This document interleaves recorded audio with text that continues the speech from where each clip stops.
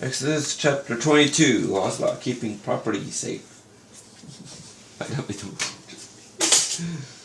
Suppose a man steals an ox or sheep. Ooh. There you go, ox. And suppose he kills it or sells it.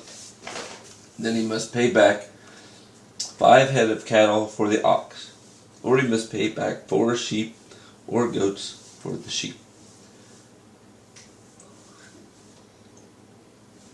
Suppose you catch a thief breaking into your house. And suppose you hit the thief and kill him. Then you are not guilty of murder. But suppose it happens after the sun has come up. Then you are guilty of murder. The thief must pay for what he has stolen.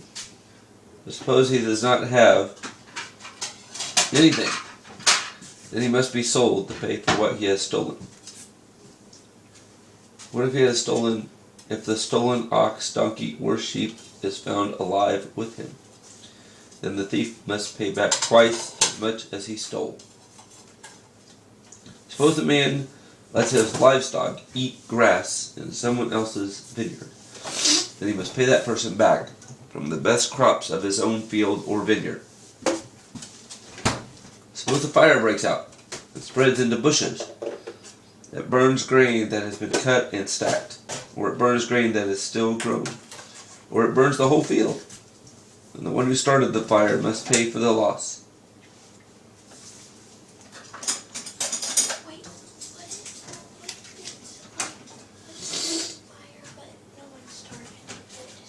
Suppose a man gives his neighbor silver or other things to keep safe. This is old days age.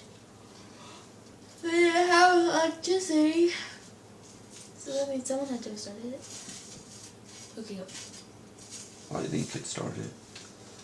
Suppose a man gives his neighbor silver or other things to keep safe. And suppose they are stolen from the neighbor's house. If the thief is caught, he must pay back twice as much as he stole. But suppose the thief is not found, and the neighbor must go to the judges. They will decide whether the neighbor has stolen the other person's property.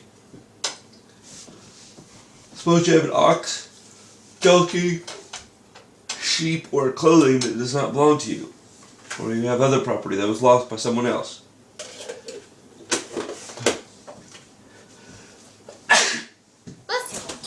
Suppose someone says that belongs to me. Then both people must bring their case to the judges.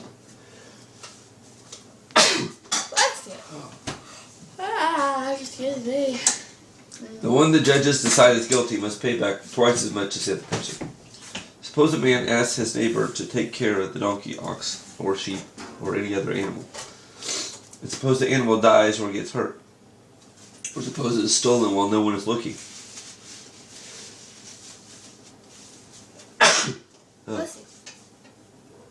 Then the problem will be settled by taking an oath and promising the Lord to tell the truth.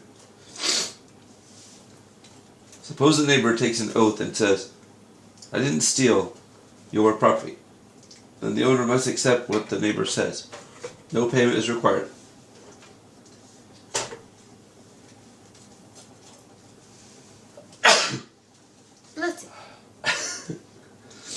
But suppose the animal really was stolen. Then that neighbor must pay the owner back. Or suppose it was torn to pieces by a wild animal. Then the neighbor must bring in what is left as proof. Elbow. Bless you. No payment is required. Suppose a man borrows an animal from his neighbor, and it gets hurt or dies while the owner is not there. Then the man must pay for it. But suppose the owner is with the animal. Then the man will not have to pay.